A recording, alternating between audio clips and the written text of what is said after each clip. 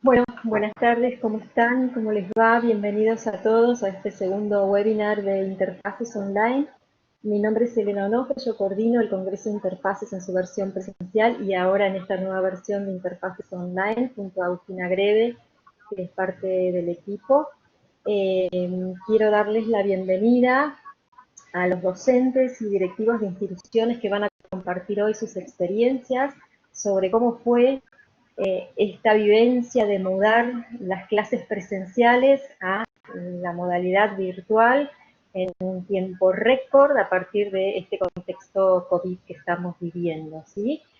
Nos acompañan hoy María Gabriela Gali. María Gabriela pertenece al Instituto Nacional Superior del Profesorado Técnico de la Universidad Tecnológica Nacional de la Ciudad de Buenos Aires y otra institución que después nos va a describir ella. Luego nos acompañan Valeria Morón y Ana Laura Ardiles, son ambas, forman parte del equipo directivo de la Escuela 781 Eladio Zamarreño de la ciudad de Dolabón, en la provincia de Chubut, y nos acompaña Julio Manuel Pereira, que es el creador de Escuelas Ambulantes, Caminos de Pisa, que trabaja en contextos rurales, selváticos y de pueblos marginados. Ya desde hace muchos años conocemos a Julio, que nos acompaña en Interfaces desde que se inició la experiencia de Interfaces hace ya 8 años. Así que les doy la bienvenida a todos y les doy también la bienvenida a todos los que están participando y asistiendo a este webinar. Luego iremos viendo las consultas que nos hagan para ir respondiendo. En principio te voy a pedir, Gabriela, que te presentes y que nos cuentes, en principio, cómo fue esta experiencia inicial de mudar las clases presenciales a las clases virtuales. Bueno, buenas tardes para todos. Y esto ha sido un gran desafío, el cambio de la presencialidad a la virtualidad, más allá de lo que ya cada uno podría hacer desde la especificidad de su materia, ¿no? En incorporar herramientas digitales para distintas prácticas. Esto realmente ha sido una gran conmoción para todos. Ha sido un cambio que nos ha atravesado en todos los distintos estamentos institucionales, donde se ha potenciado mucho el trabajo colaborativo y la ayuda entre todos, y creo que eso ha sido un gran sostén. Y esto lo digo tanto en el ambiente preuniversitario como trabajo, como también en referencia a la escuela media. Sí que fue algo que en su inicio nos conmovió, nos hizo empezar a hacer un montón de cosas y organizarnos internamente primero entre nosotros y también con los alumnos. Y más allá de todo fue un tiempo de mucha reflexión y de análisis las primeras semanas en cómo abordar esto, cómo generar los grupos, más allá que las comisiones estaban ya asignadas o los cursos en la escuela también agrupados, pero el conformar las aulas, en pensar en múltiples también dispositivos y posibilidades que se nos iban a presentar en función de los contextos y de las realidades de los mismos alumnos que nosotros tenemos y de nuestros docentes. Y esto Una pregunta, Gabriela, ¿la institución contaba con una plataforma o utilizaban plataformas disponibles de uso genérico? En el Instituto del Profesorado Técnico nosotros sí estábamos trabajando con una plataforma que a su vez con todo esta, a raíz de la, pero que era de carácter más optativo por docentes si quería hacer uso de ella. Y ahora se hizo todo extensivo y fue también un gran trabajo por el tema de que a los alumnos se les generaron cuentas institucionales para poder acceder a otro tipo de herramientas. Usamos un entorno particular nosotros. Y esto fue también el alta de alumnos a las aulas, que se conecten con las cuentas propias. Eso por un lado. Y en la escuela secundaria fue generar las aulas, también convocar a los alumnos, en la escuela secundaria, acá en Ciudad de Buenos Aires, nosotros tuvimos una semana sola de clases y nos atravesó la pandemia, con lo cual tal vez había cursos que hay docentes que por los días tal vez nunca los habían tenido y fue romper y empezar a generar vínculos desde un entorno y desde la disponibilidad que también los alumnos tienen. Y esto es algo que también para destacar, porque independientemente del nivel, eso veo que es una constante de tener alumnos, algunos, yo trabajo en una escuela nocturna, que son padres y madres de familia ya y que comparten sus dispositivos, los que tienen acceso con sus hijos, lograr el momento para tomar las clases, y son desafíos que uno va repensando constantemente cómo poder llegar a ellos, ¿no? En principio, en esta fase inicial deberíamos pensar que la parte operativa fue casi más estratégica que la pedagógica, ¿no? Que el tiempo para las cuestiones pedagógicas y didácticas vino una vez que nos pudimos amigar con estas cuestiones operativas y de infraestructura y de facilidades. Sí, creo que las primeras 2 semanas fue de organizarnos y de hallarnos todos con estas nuevas herramientas, ¿no? Tanto alumnos como docentes. Y bueno, y ahora sí, ya estamos en un trabajo más de pensar los aspectos didácticos y también con respecto a la evaluación, ¿no? Pero en esto de establecer los vínculos, es un tema que nos ha llevado bastante tiempo, porque fue de organización plena para algunas instituciones. Claro. Y de ver el... Muchos docentes no pudieron conocer a sus alumnos en forma No, presencial. No. yo, por ejemplo, que en la escuela media tengo 4 cursos, a uno de ellos yo no los conocí y todos los vínculos que establecí fueron vía la virtualidad. Y eso es algo que, bueno, que más allá de las propuestas que uno les dé, el tema de estar, mandarles un mail, ver también qué está pasando del otro lado, porque vuelvo a insistir que acá el tema de la pandemia nos atravesó a todos en distintos contextos también y con distintos tipos de recursos, ¿no? Yo tengo en una de las materias que dicto ahí en el profesorado técnico, alumnos que a veces me comentan que siguen las clases desde su celular porque les cambiaron el horario de trabajo por la pandemia. Y son todas situaciones a atender que, bueno, que es muy compleja la situación. Bien, bien. Después te voy a preguntar, Gabriela, sobre, vos sos docente de matemática, cómo fue esto de incorporar las matemáticas en la modalidad virtual en este contexto. Bien, ahora Valeria, Ana Laura, quisiera que nos cuenten los rasgos de la institución en la que trabajan, el contexto, cómo es Dolabon, cómo es esa ciudad de la provincia del Chubut, qué tipo de alumnos tienen, qué tipo de institución es y cómo fue todo este proceso.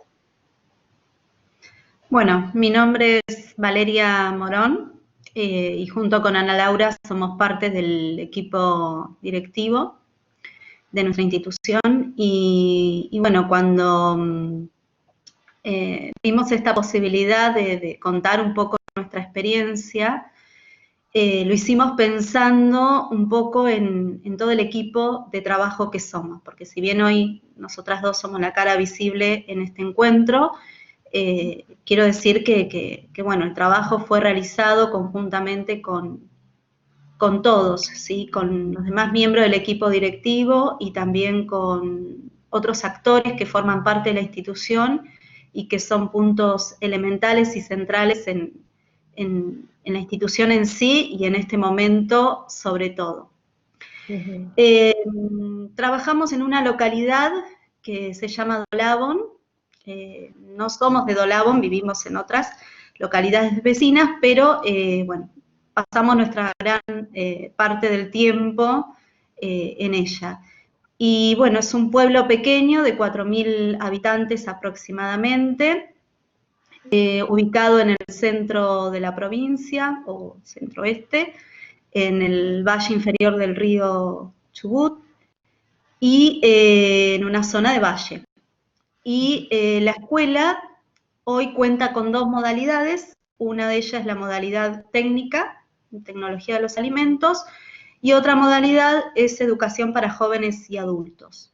Y contamos alrededor, hoy por hoy, de 300 alumnos, un poquito más. La matrícula ha crecido en estos últimos años y tiene una trayectoria de 16 años. Es una escuela relativamente nueva. Y es la única escuela en la localidad de gestión pública. Y bueno, cuando surgió toda esta situación, ¿no?, de tener que enfrentarnos a la educación virtual, bueno, fue totalmente complejo porque nosotros no teníamos nada armado. Contábamos sí con una cuenta G Suite, pero bueno, nada, estaba todo en proceso. Teníamos las cuentas de algunos alumnos armadas, las cuentas de los docentes en parte.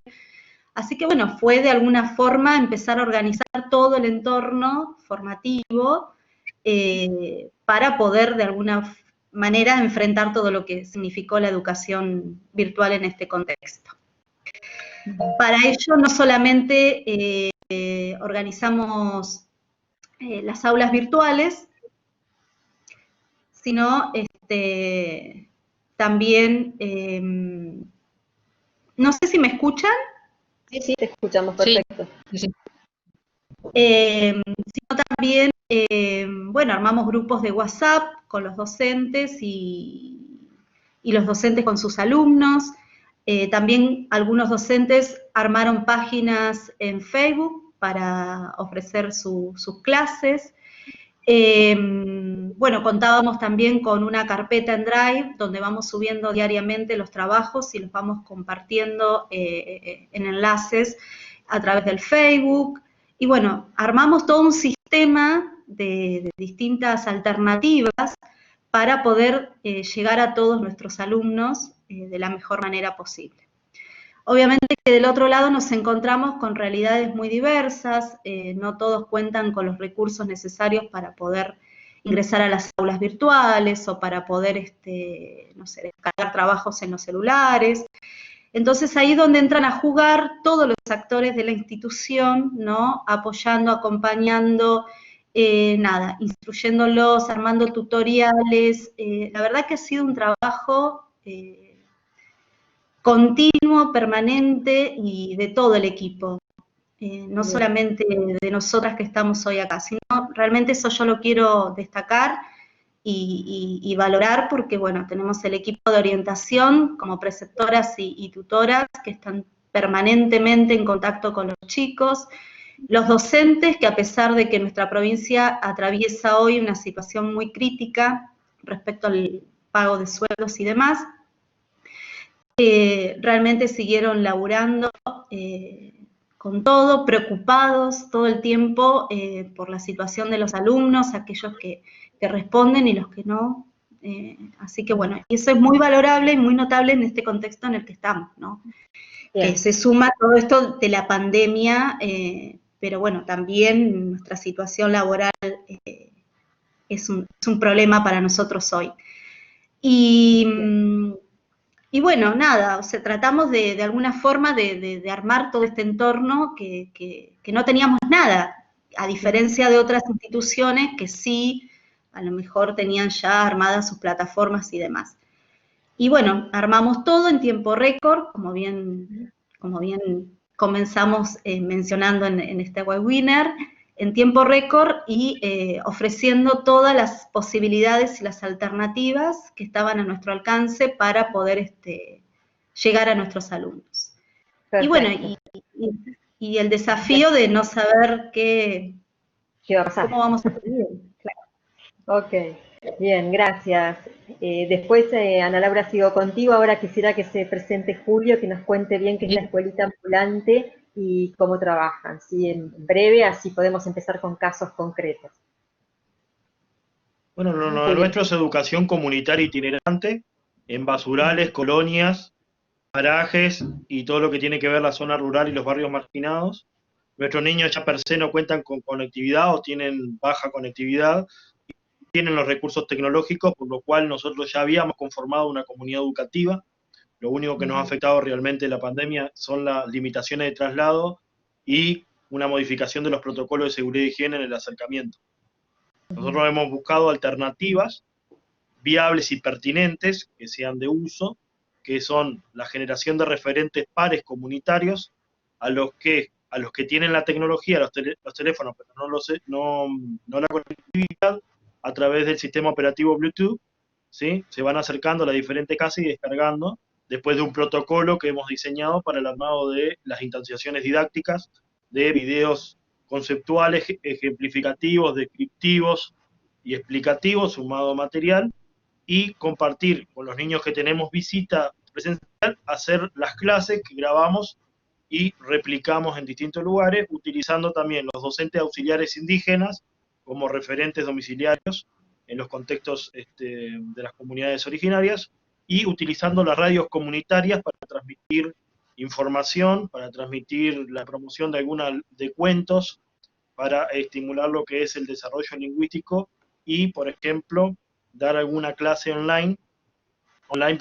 radial, para que aquellos que tienen acceso a lo que es la radio puedan seguir algunas cuestiones que nosotros después evaluamos, porque se plantean trabajos basados en actividades de la vida diaria, aprendizaje basado en proyectos y aprendizaje basado en problemas.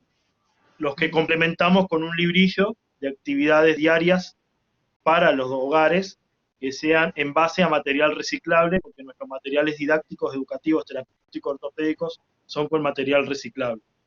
Así que básicamente nosotros explicamos qué actividades hacer, cómo abordarlas, qué recursos utilizar y qué se pretende trabajar desde grafomotricidad a estimulación de la conciencia fonológica, a lo que es la promoción de la comunicación alternativa aumentativa o a lo que es la alfabetización inicial.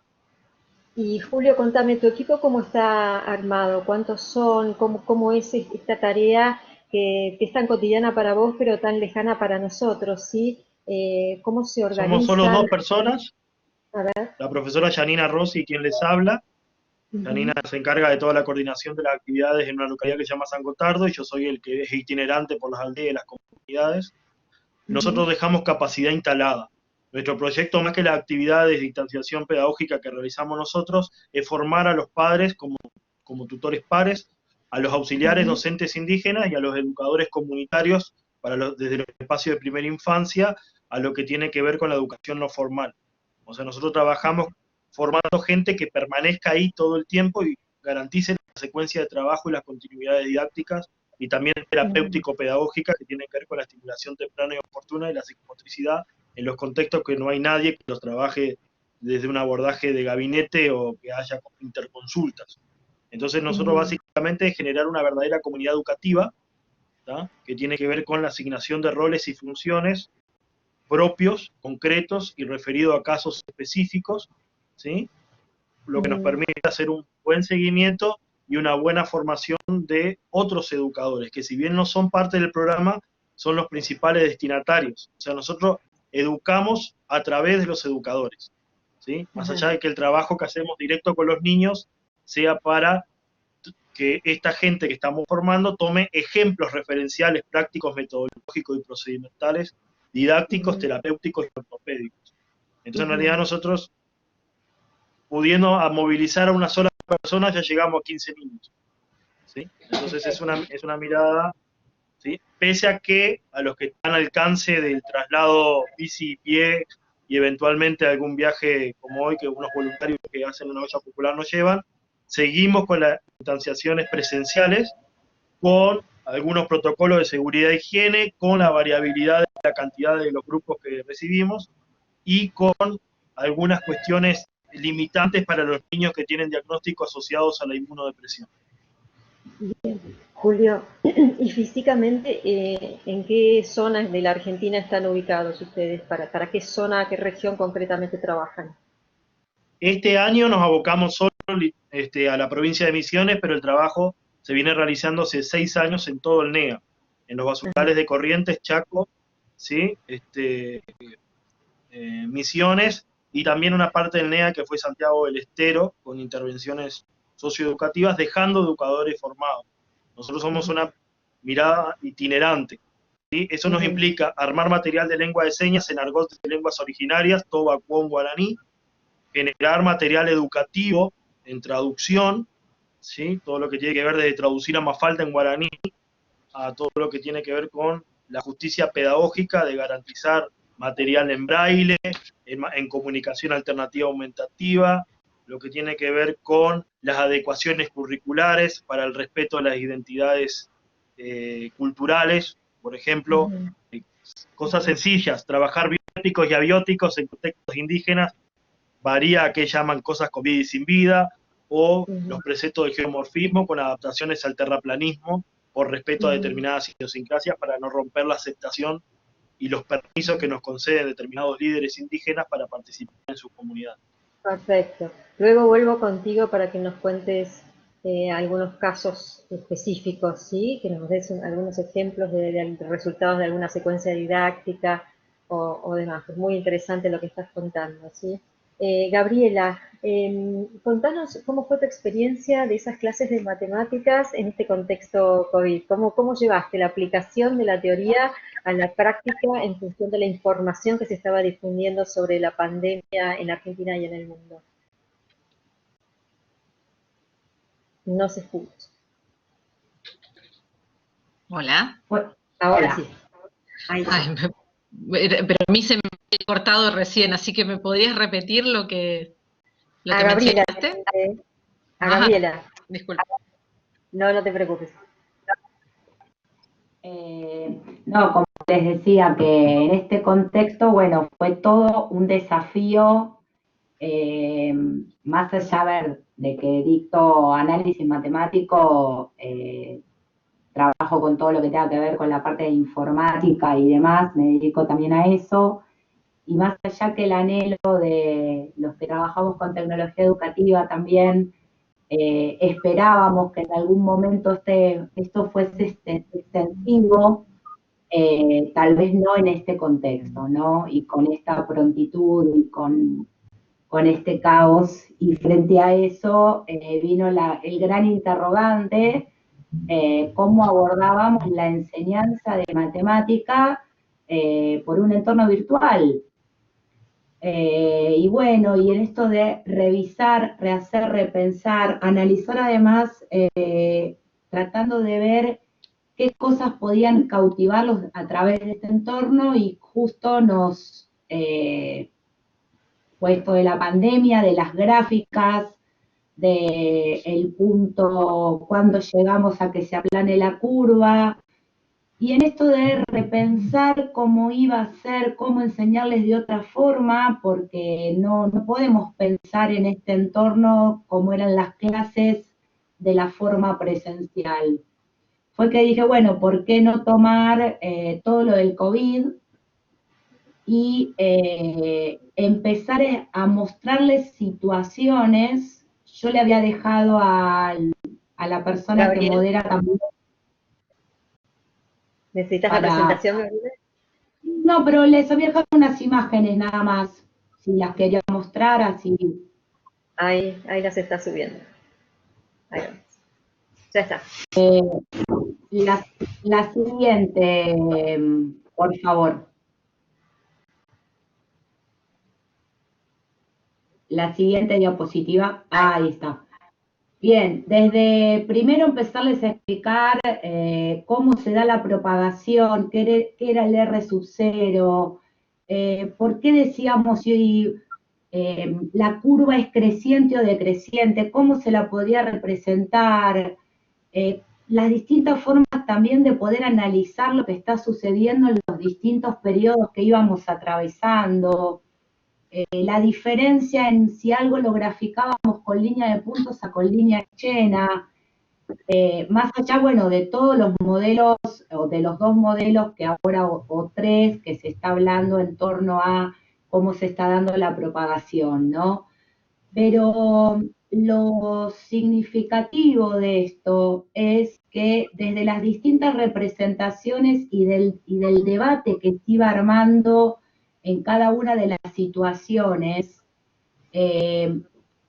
podíamos ir explicando el contenido teórico a la par que se iban resolviendo las inquietudes, o decir, por ejemplo, una pregunta ahí que les había hecho a los alumnos, era cómo representamos lo que está sucediendo, si con una línea llena o con línea de puntos. ¿Qué es lo que estamos interpretando de que la curva se tiene que aplanar? Una función exponencial se puede aplanar. Es decir, el objetivo fue poner en cuestión distintas cosas de una situación que nos estaba ocurriendo a todos. Y la verdad que me pareció que fue muy potente esta forma, porque después de las ejercitaciones que yo les estuve dando, muchos resolvían los ejercicios pensando justamente en lo que habíamos visto con respecto al coronavirus. Entonces me preguntaban por el foro, pero ¿acá lo tendré que hacer con línea de puntos o no? ¿Qué es lo que está ocurriendo? Porque el coronavirus, que eran personas, esto no sucedía. Digo, bueno, y tomar de eso el valor, ¿no?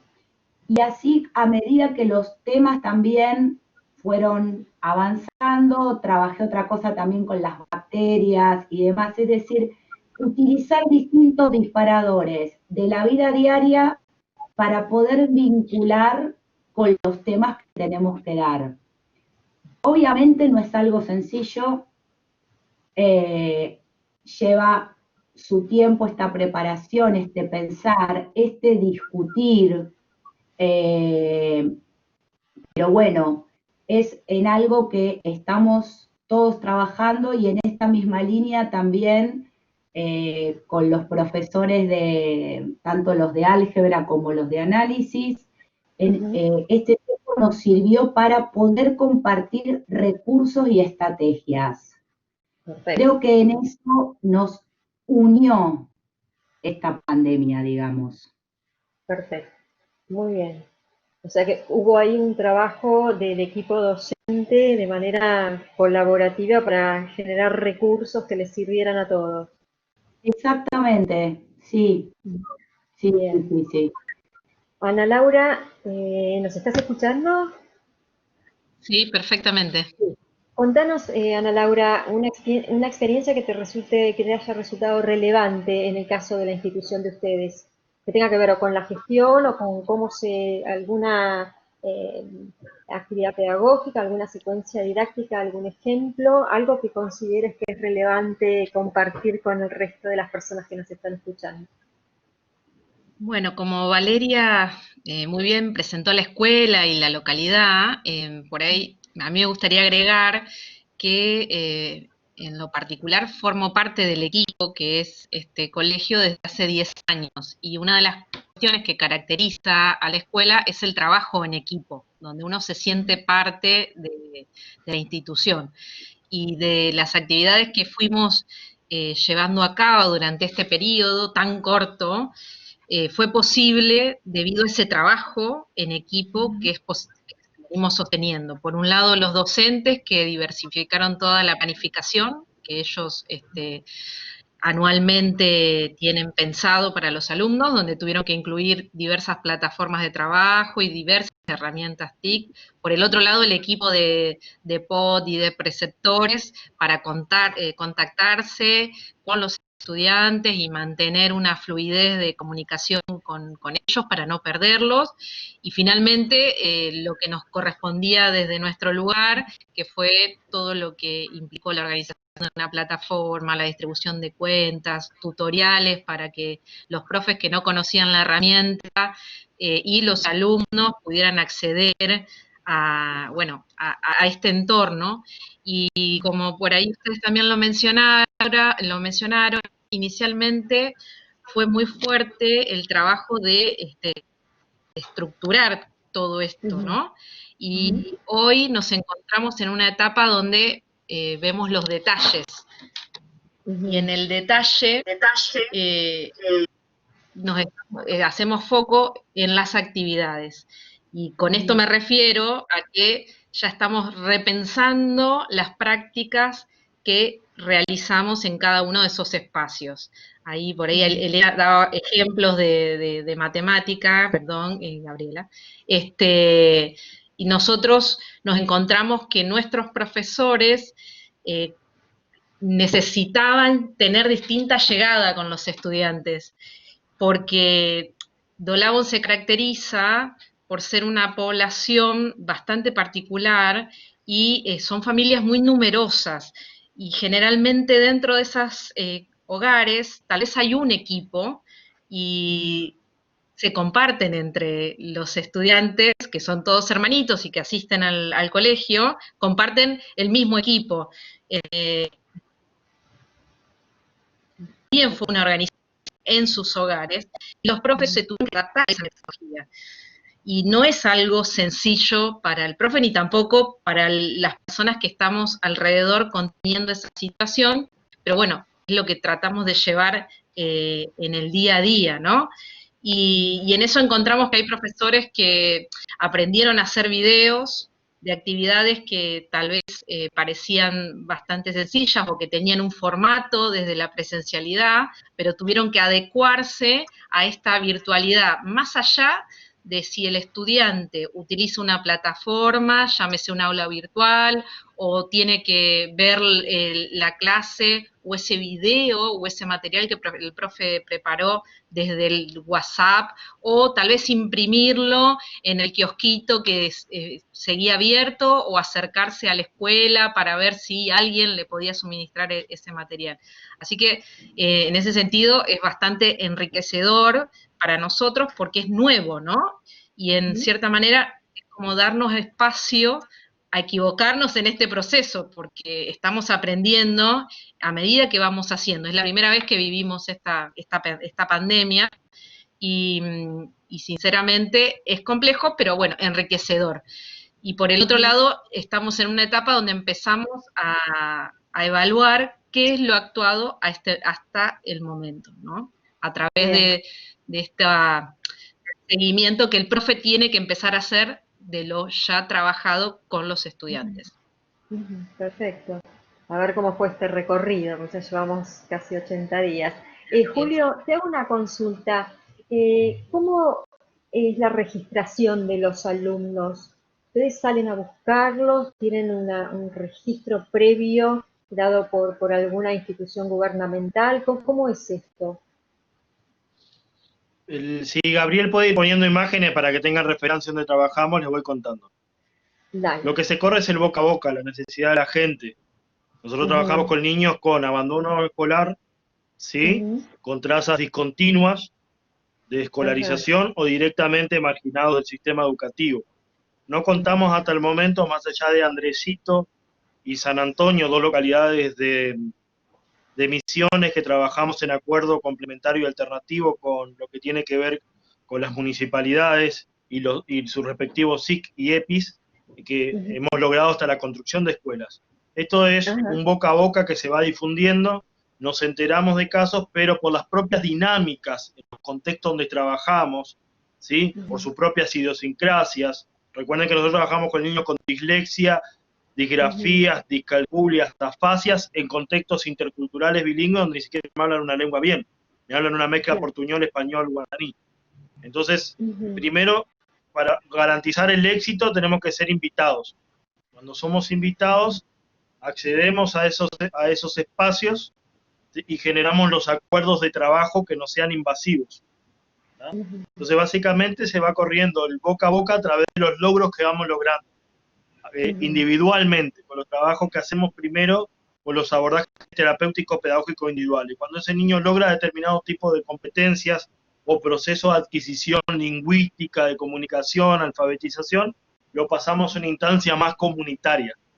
Entonces, cuando conoces el caso de un niño con discapacidad, un diagnóstico o falta de diagnóstico, con abandono escolar o alguna escuela, sí, ahí aparece lo institucional, como la Escuela 36 Especial de Capiobí, la 130 de Roca, el Aula Satélite Intercultural Bilingüe 761 en La Selva, nos informa, nosotros acudimos, y como bien decía recién una de las disertantes, son familias numerosas, entonces uno empieza a trabajar con un niño y termina generando un núcleo amplio de trabajo. Hoy en día estamos trabajando en 7 localidades con 256 niños de manera directa. ¿Sí? Entonces, el enfoque siempre es el boca a boca. Quien nos invita casi siempre es un cacique, casi siempre es un referente comunitario o extraoficialmente alguien asociado a políticas públicas como un SIC. Ajá, pero es extraoficialmente. Claro, las únicas 2 apoyos institucionales que se han hecho acuerdos firmados de trabajo son con la municipalidad de Comandante Andresito y con la municipalidad de San Antonio, 2 parajes fronterizos con Brasil, ¿sí? Donde venimos haciendo trabajo hace mucho tiempo, pero después de tener los logros fuimos convocados. O sea, primero comenzamos trabajando de manera comunitaria y luego que llegamos a 0 los casos de dengue, que llevamos a 0 los embarazos infantiles, que el 100% de las niñas mayores de 13 años poseen el anticonceptivo subdérmico conocido como CHIP, cuando logramos la alfabetización bilingüe del 100% de los niños mayores de 7 años y empezamos a recibir premios internacionales y a construir escuelas, no pudieron obviar lo que hacíamos y bueno, ahora hacemos un trabajo más formal en conjunto. Pese a que en otras localidades que no voy a mencionar recibimos amenazas de muerte, nos han robado cosas o literalmente me han quemado la casa. Wow, bueno, después nos seguís contando. Gabriela, vuelvo contigo. Contanos qué pasa con el tema de la evaluación. Hay acá como una especie de contradicción entre esta necesidad de la docencia de poder evaluar los procesos de aprendizaje y, bueno, esta también situación que impide que la evaluación sea como hasta ahora ha sido. Contanos qué medidas tomó la institución o los docentes, cómo están haciendo ese proceso. Y cómo siguen con eso, ¿sí? No se escucha, Gabriela. Perdón. El tema de la evaluación también es otro tema complejo dentro de las aristas que nos vamos retroalimentando o reconstruyendo paso a paso, ¿no? Bien, como decían antes también las compañeras, primero fueron las aulas, después pensar en las clases y ahora ver en estos procesos. Es un gran tema, primero, bueno, en la ciudad de Buenos Aires, como creo que también en otras jurisdicciones, vamos ahora, tenemos al 30 de junio que hacer una evaluación en proceso de los alumnos, yo hablo por la escuela media puntualmente, de este trayecto recorrido, atendiendo a sus posibilidades de acceso, a lo que han superado, a lo que han hecho, y bueno, y cómo fue este tiempo para los que tal vez, yo trabajo en una escuela también donde es una población muy heterogénea, donde tal vez los chicos no sabían mandar un mail o nunca habían entrado a un Classroom, y que en eso también nos tuvimos que ir haciendo todos, y desde los docentes en no dar por sentado que el alumno sabía todo, y desde los docentes ir aprendiendo cómo ir reformulando hasta las mismas prácticas y las mismas actividades que les dábamos a los alumnos, porque antes cuando hablábamos esto de la cantidad de tareas que tenían los alumnos a su inicio, creo que ahí fue una réplica de la clase presencial a la virtual, más que ahora lo tengo que hacer porque va a quedar todo subido en el muro, en el tablón o en el entorno, como se llame que utilicen, ¿no? Y sí, esto produjo una saturación tanto para los alumnos como también para los docentes en la cantidad de mails que se recibían, en cómo se configuraban para no tener las respuestas. Y bueno, y fue un proceso de trabajo y de camino, bueno, ahora hasta este periodo, que creo que algo, como dije también anteriormente con respecto a la generación de actividades, estos espacios de creación, de intercambio, de compartir estrategias, de ver qué es en que tal vez uno puede colaborar con el otro o en el otro, qué fue lo que le sirvió para poder o captar alumnos o hacer, es en esta misma línea en la que estamos trabajando con respecto a la evaluación, ¿no? Eso en lo de la escuela media, viendo, bueno, ¿qué vamos a mirar? ¿Cómo vamos a atender? ¿Qué pasa con los alumnos que hoy no disponen de equipos, pero que siguieron el proceso por los cuadernillos que les ha acercado el gobierno? ¿Qué pasa con el que tuvo celular, del que tuvo computadora, el que usa los datos? Son un montón de variables a atender en este proceso que recorrió el alumno y que eso ya es más algo más individual. Y los artefactos compartidos, tenemos muchos compañeros docentes que a su vez tienen hijos y que tienen la computadora, entonces es brindar sus clases más atender a las clases de sus hijos. Y en el nivel superior estamos en camino a la toma de decisiones para evaluar, entendiendo que es muy distinto el nivel superior al nivel secundario, que hay otras marcas históricas para romper también dentro de eso, y hicimos una reunión en la carrera donde yo estoy, y a partir de ahí ahora estamos haciendo reuniones por materias afines, justamente con el propósito de poder establecer criterios o acuerdos en cómo evaluar. Sí consideramos que al alumno hay que evaluarlo, hay que hacerle una devolución, es una forma también de ir viendo. Ahora, lo hacemos por un cuestionario de multiple choice con retroalimentación, hacemos un portafolio de actividades. No es lo mismo, como estamos debatiendo, tener un curso de 30 alumnos que un curso de 123 alumnos. En lo que hagamos y en el acuerdo al que arribemos, el eje va a estar en el dispositivo y en el instrumento que uno utilice.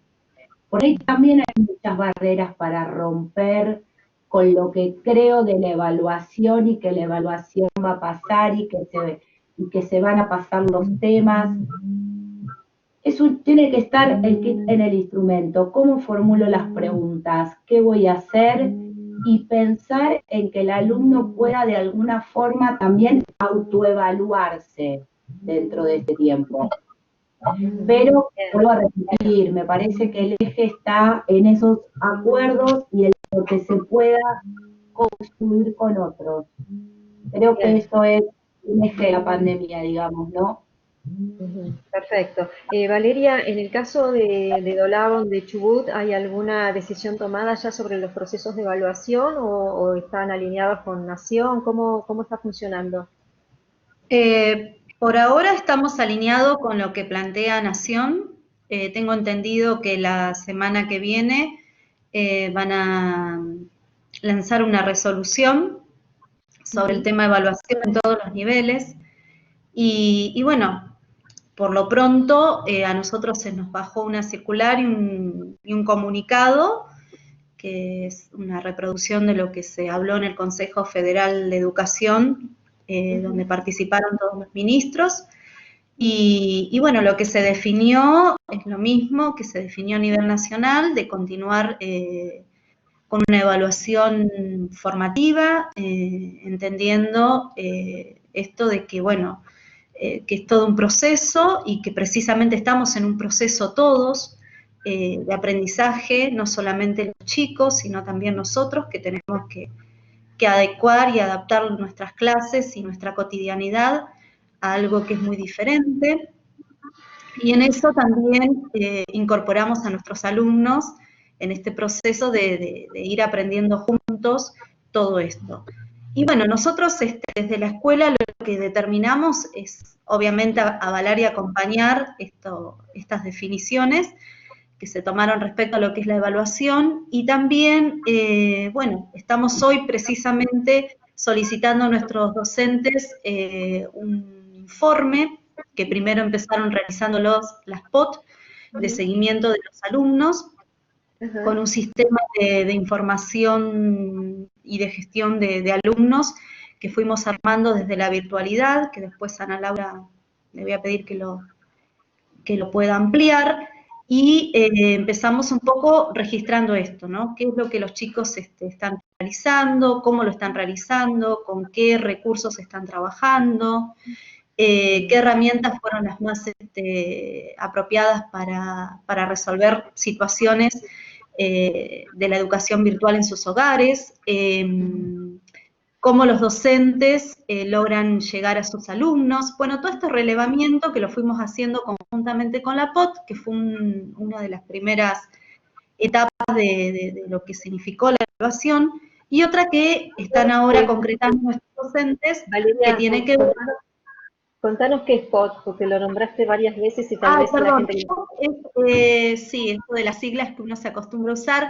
El POT es el profesor de orientación y tutoría, que es el que hace el seguimiento de las trayectorias de nuestros alumnos.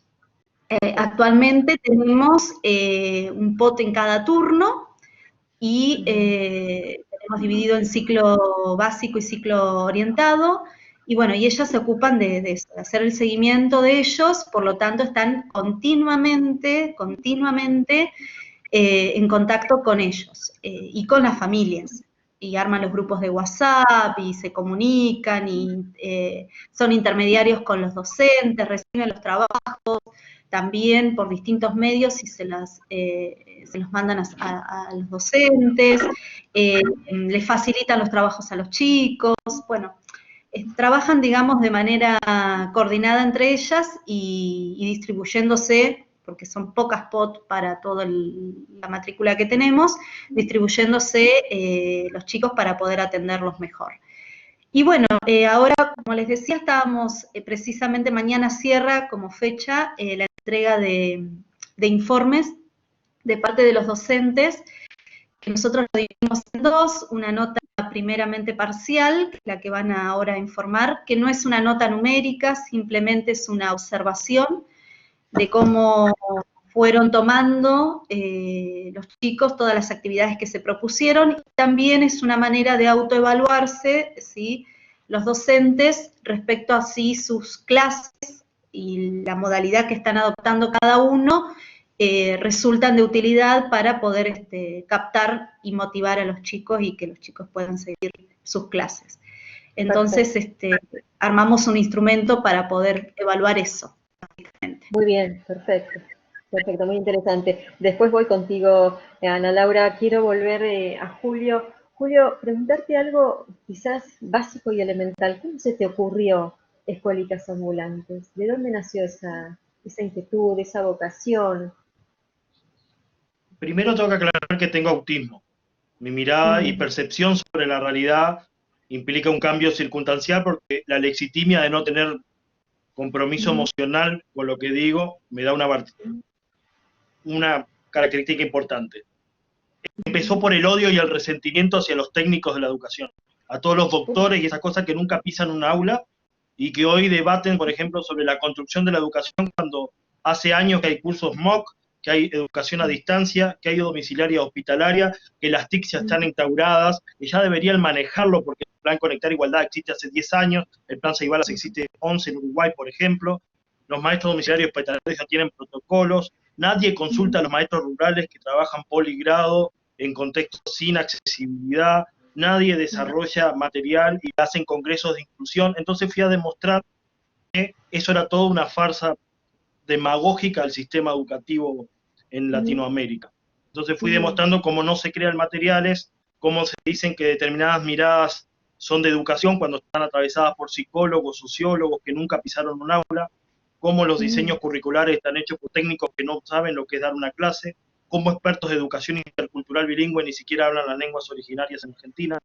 Entonces eso es una manera de hacer una denuncia pública de la exclusión, de la injusticia pedagógica desde la información basada en la evidencia y el registro documental, de un acervo documental que lleva ya 8 años en Argentina, de cómo el sistema miente y expulsa, ¿sí?, a los estudiantes. Entonces, básicamente, cansado de denunciar esto desde lo académico, empecé a denunciarlo desde el ejercicio práctico en los basurales, las aldeas, las comunidades, haciendo denuncia de la violación de derechos humanos y del niño, y cómo el sistema educativo argentino, por ejemplo, bueno, también hago estas denuncias en Paraguay y parte de Brasil, saca resoluciones como la 311 que establece marcos normativos legales para la inclusión, pero no prevé sanciones, cómo los docentes hacen mucho puntaje en cursos de inclusión y después dicen que no están preparados para recibir niños con discapacidad, eso debería ser sancionado, ¿sí? Cómo hay docentes en Argentina que reclaman por cargos, pero cuando se los asigna a escuelas rurales, interculturales, bilingües, no van,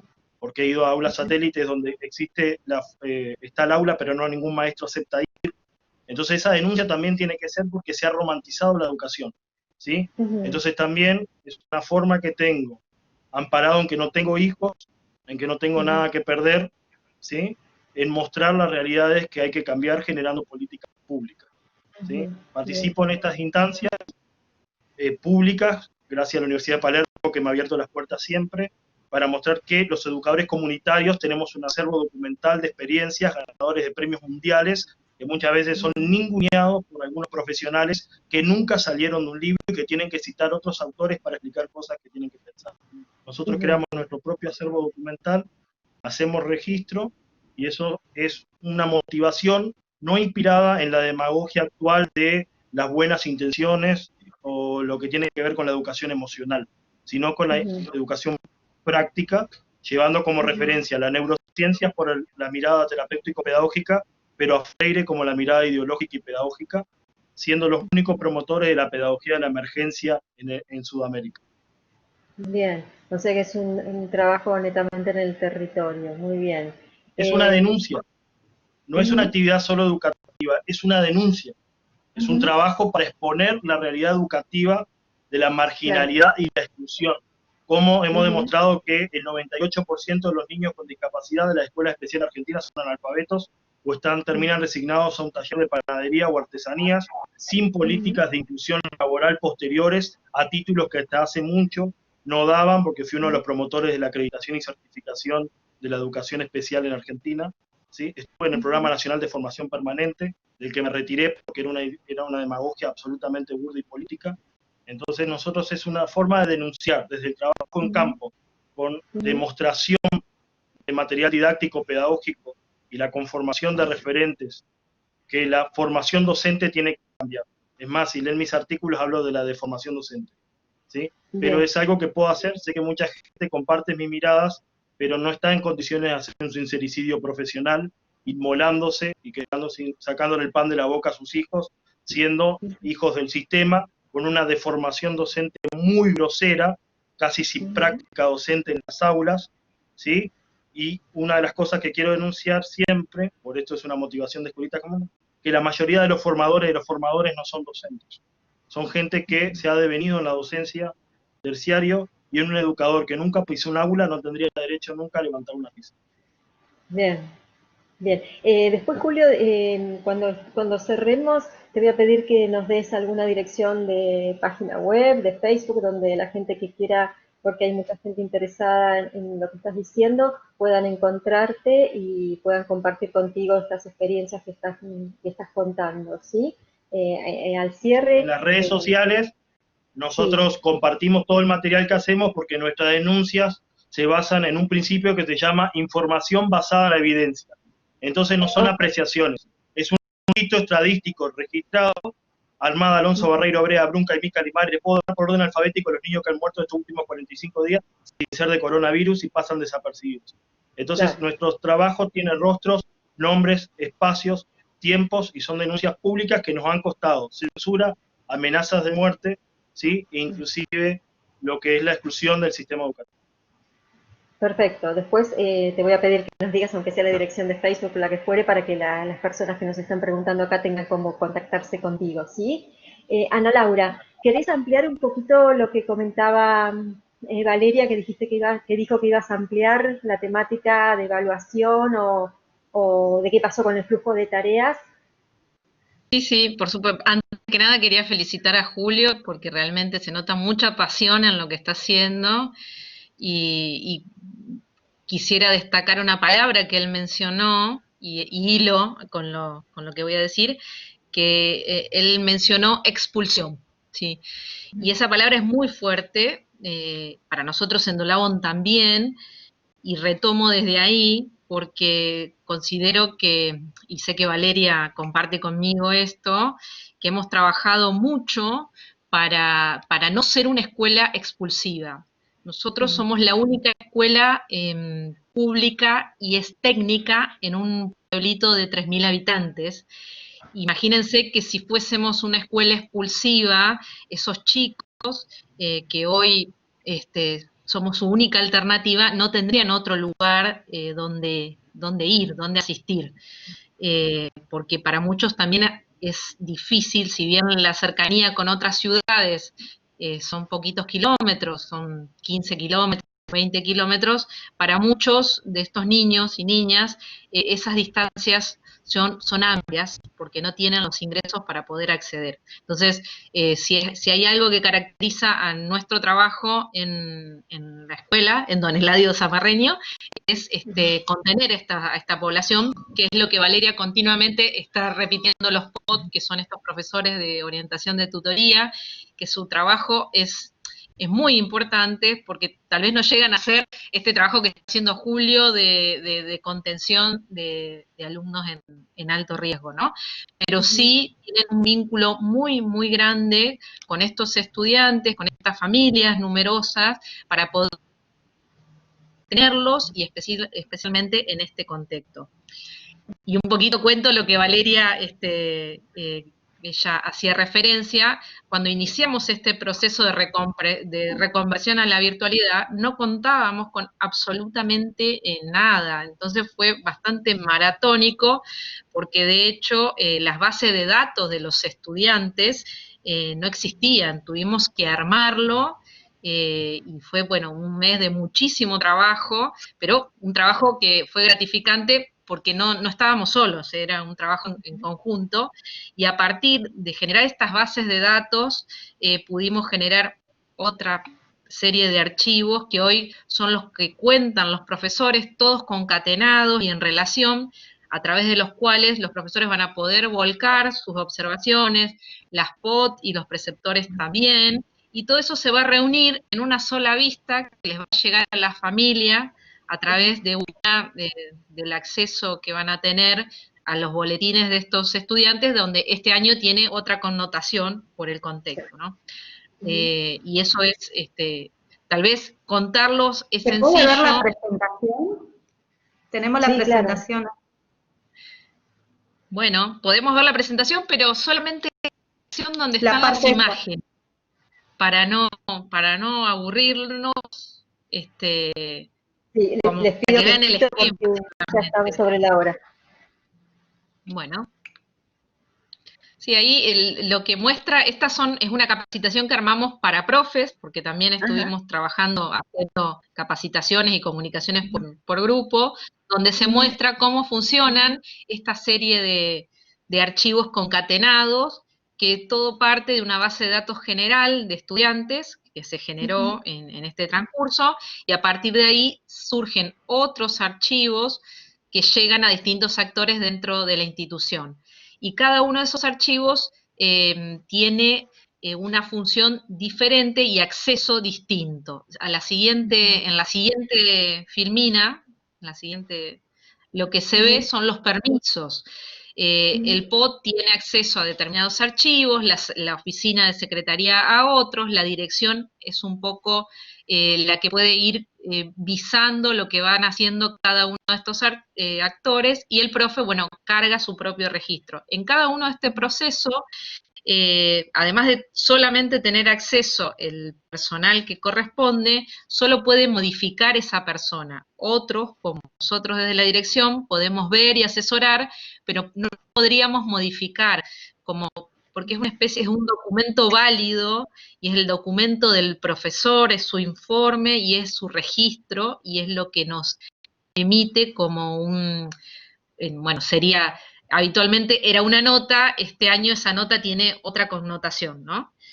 Creo que, no sé si hay otra de otro dibujito, son estas dos nada más. Y esto que se ve al final es lo que van a poder observar las familias, que lo van a poder ver hacia el final del mes de junio. Nuestro objetivo es llegar con esta evaluación de seguimiento que hace el docente individual por cada uno de los alumnos. El objetivo es que la familia lo acceda desde una página web que está en construcción, con otro integrante del equipo, y la familia a través del DNI va a poder ver cómo fue ese progreso de ese alumno en cada uno de los espacios curriculares que tuvo acceso, ¿no? Teniendo en cuenta todo lo que Gabriela hacía mención, de que muchos estudiantes o no pudieron llegar porque no contaban con el equipo, o contaban con el equipo a destiempo, y eso, bueno, es lo que justamente en este momento estamos evaluando para poder darle alcance al resto de los estudiantes que no tienen el equipamiento o el acceso necesario. Perfecto, muy interesante el dispositivo, la verdad que es muy interesante, sería genial ver en alguna instancia los resultados, ¿no? Cuáles fueron esas observaciones volcadas allí, a ver qué pasó en cada familia. Bueno, vamos a ir cerrando porque ya estamos en horario. Te pido, Gabriela, una última reflexión, lo que nos quieras contar sobre la experiencia, sobre tu experiencia en este momento, lo que te parezca relevante para los que nos están escuchando, ¿sí? No te escuchamos. Ahí. Como última reflexión me quedé escuchando justamente los aportes acá de mis colegas, ¿no? En esto de los procesos de exclusión, inclusión, atención a la diversidad, atención a los distintos niveles en que los alumnos van a ir adquiriendo estos conocimientos, en los que tienen dispositivo y los que no tienen dispositivos. Alguien recién en el chat hablaba de los bolsones de comida. ¿Sí? Yo trabajo en una escuela del gobierno de la ciudad de Buenos Aires y nuestros alumnos vienen a buscar los bolsones de comida y son de una escuela del turno noche. Digo, creo que esta etapa de la pandemia nos mostró cosas de otra forma que tal vez antes no veíamos y nos llevó a replantearnos desde aspectos organizativos, independientemente del nivel educativo donde nos manejemos, hasta aspectos de la didáctica y hasta aspectos de cómo acompañamos al otro y cómo tenemos que atender al otro, porque yo trabajo, como dije antes, en el nivel superior y estoy haciendo tal vez el mismo o más seguimiento del de una escuela secundaria, porque son otras problemáticas, otras realidades. La gente se queda sin trabajo, le cambian el horario de trabajo, no tiene los dispositivos, tiene sus hijos. La complejidad es muy grande. Nosotros acá lo que queremos justamente es que todos tengan acceso a poder capacitarse, formarse, aprender en este contexto de pandemia.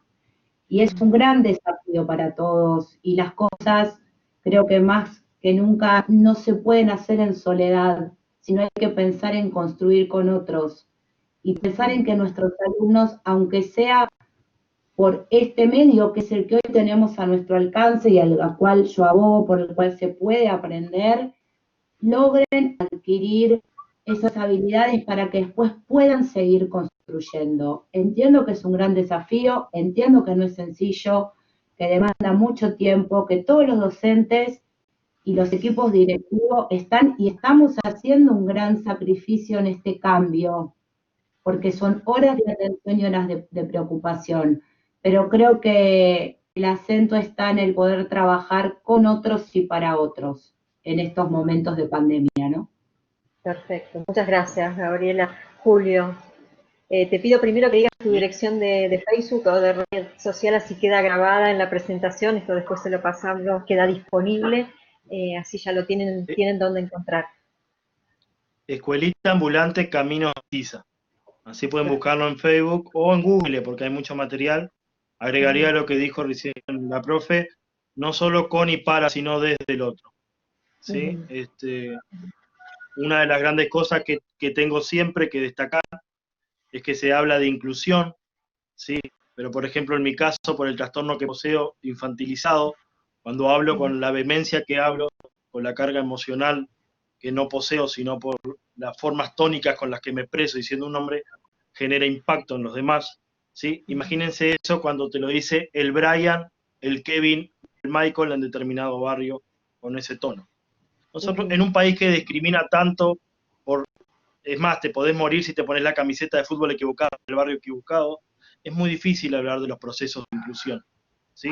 Las herramientas están, ¿sí? Hay docentes maravillosos en la Escuela de la Familia Agrícola, docentes rurales en Argentina que van a las islas diariamente, y créanme que los docentes en Argentina, muchos conocen más a sus estudiantes que a sus propios hijos.